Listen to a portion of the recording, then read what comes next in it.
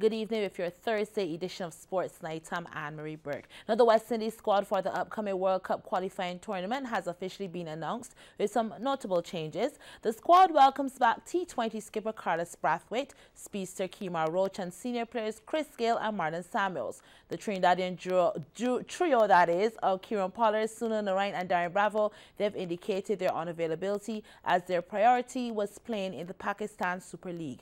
This also goes for previously banned all-rounder Andre Russell. So that full squad is Jason Holder as captain, Jason Mohammed is the vice-captain, Bendra Bishu, Carlos Brathwaite, Sheldon Cottrell, Chris Gayle, Shimron Hetmeyer, Shea Hope, Evan Lewis, Nikita Miller, Ashley Nurse, Rovman Powell, Kemar Roach, Marlon Samuels and Kedrick Williams. The Windies will open their campaign in the tournament in Zimbabwe in March. Now, Afghanistan sprung a surprise on host New Zealand by handing them a massive 202-run defeat in Christchurch to storm into the semi-finals of the Under-19 World Cup today. Choosing to bat first, Afghanistan posted 309 for 6 from their 50 overs, including 4 half-centuries. Opener Ramunala Gurbaz, he top scored with 69 in a 117-run first-wicket partnership with Ibrahim Zadran, who made 68. Bahar Shah added an unbeaten 67, while player of the match Azmatol Umzarzai, he made 66.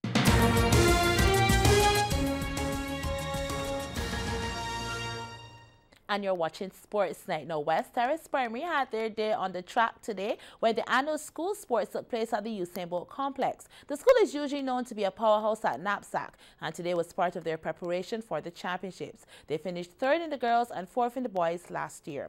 And when the dust has settled, Red House, who made it a 6-peat, amassed 524 points. Green was a close second, that is, with 512, having led for most of the day.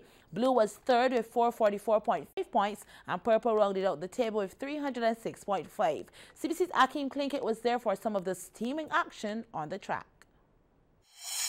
Under-9 girls 100 meters, out and gone. The drive phase is good, and getting up and pumping was Jemiah Williams of Green. She went down the track in a flash and blew away her competition to run away with this one. She finishes first ahead of Blue's Chelsea Broom, while Xavier Brown of Red was 3rd. Under-9 boys and the Red train arrived at the station. Jordan Blackman in lane 2 stormed his way to the front and made sure he remained in control. He keeps his lead, beating his teammate Aaron Waterman, while Zidane Jordan of Green was 3rd. Under-11 girls, and the battle was between lanes 4 and 6. Solange Holford of Blue and Janae Joe of Purple. Joe gets a slight lead and maintains it. Holford collects the silver, while Lachey Ford of Green secures the bronze. Boys under 11, and in lane 5, the Purple gang came knocking. Joshua Moore is his name, and he ran to the beat of his own drum. This was no competition for him. They won't catch him today. He wins it ahead of Damani Yearwood of Green, while Kaelin Payne Richards of Purple was 3rd. To the big girls. Close race at the start, but from the 50-meter mark, Diamond Lashley of Red put this one to bed. The gold was her only focus, and she wins it ahead of her teammate Asabi Eswick, while Najani Kamabach of Blue was 3rd. And the big boys, off and running, and moving like he had now put in a fresh engine, was Azuri Kamabach Airguard of Blue. He went through the stage with some competition, but hit 5th gear and accelerated to the finish line. He wins ahead of Tashawn Nurse of Red, while Joshua Rock of Purple was 3rd. Preparation number 1 is complete. Knapsack, West Terrace are coming. Akeem Klinkett, CBC Sports. Now we bounce on over now to the basketball courts where Pinelands by Gatorade are going into Saturday's finals of the Next Gen Under-23 Basketball Invitational Tournament undefeated. However, it wasn't easy going in their latest match as they fought to hold off Big Blue Machine by courts, edging them out 67-54. Also in winner's row was President Garrett's 11 by Bajan 246, who beat Bulls by Burger King at 58-42. Here's a look at both games.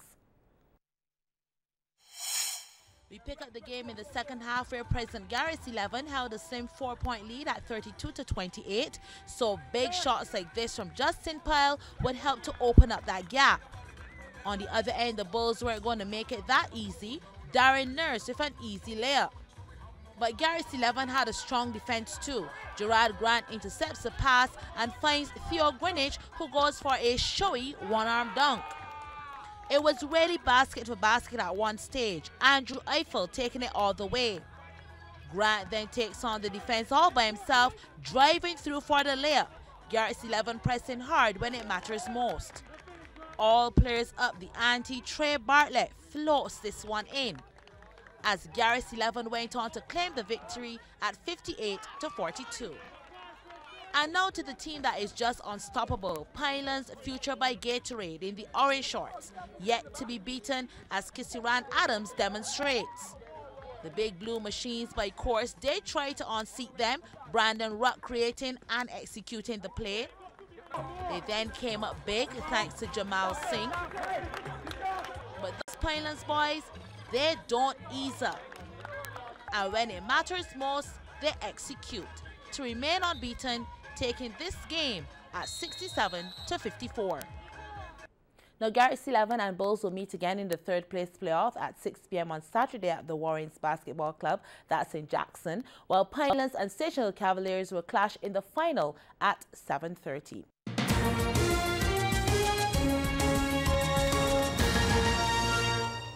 And welcome back to Sports Center. We have been reviewing 2017, and it was royalty in the form of Big Muscle as seven-time Mr. Olympia Phil the Gift Heath was a guest poser for the Darcy Beckles Invitational Classic in November of last year. In the competition aspect, Barbados shared the spotlight with Antigua and Barbuda as athletes from both countries took home the top prizes at the Lloyd Erskine Sandifer Center. CBC's Damien Best had a look at some of that action. Public service announcement. There's a beast roaming in the LASC, weighing in at just under 270 pounds. Seven-time Mr. Olympia, Phil the Gift Heath.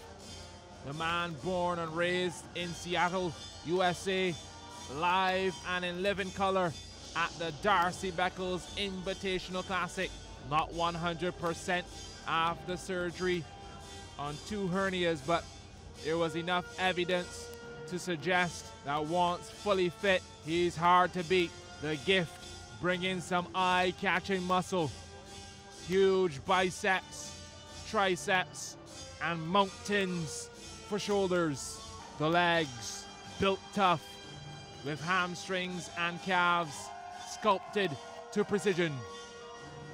Let's transition now to the other guest poser on the night, Antoinette Downey of Barbados. Downey, an IFBB professional women's physique athlete, recently returned home from California, where she placed second at the Ultimate Warriors Pro Women's Physique Competition. Deltoids and general upper body looking well appointed. The 38-year-old rocking the stage, showing the side traps. And she put a few of the fellas on notice too with her leg work. Well, let's head to the competition aspect now. The ladies' physique, 8 entries. By the end of the compulsory and free posing, it was a clean sweep for Barbados. Dion Thompson, third, loving the outfit. And remember, folks, we're going for that athletic look. Second place, Lynette Thompson, equally as stunning in yellow. Here, makeup on point. Ab work was there, displayed overall balance. However, Ramona Morgan stepped on stage and held the attention of the audience. Again, aesthetics on point, overall firmness in the arms and legs, and not excessively lean. A quality field for the two hotly contested bikini sections, tall and short class. Let's start with the taller ladies, over 163 centimeters, 8 entries, including 3 athletes from Suriname and 1 from Antigua. Second place, Dion Clark of Barbados. Very impressive in 2017. Look at the confidence on stage. The crowd acknowledging the hard work required to bounce back from delivering a baby girl in 2016. Clark, well proportioned. However, there was no denying Kimberly Ephraim of Antigua and Barbuda. It clicked once she hit the stage. That shimmering bikini went hand in hand with a radiant smile. And if you look at the area of the external obliques, she had that figure 8 shape, giving her the edge over Clark. And of course, folks, the glutes, 9 out of 10. The short class now up to 163. Third, Akila Prescott of Barbados. Thickness in the thighs, but counterbalanced by her arms. Second was Vanessa Jones. Shapely deltoids and biceps. Limited movement of the glutes. And noticeable detail in the hamstrings. But when it comes to the bikini competition, Shakira Duglin is a hard act to follow. Maintenance of the highest order. Cut in the calves. Flat stomach, petite waist. Hardness in the thighs. Where are the faults? Find them and I'll give you $1. That is your champion in the short class. So what's left? The big showdown for the overall bikini title. Duglin of Barbados versus Ephraim of Antigua. For me, this is a toss-up. Duglin seemed to have more cut in the quads and calves, while Ephraim had the width. The glutes, dead even. In the end, though, the judges went for Ephraim. Well deserved.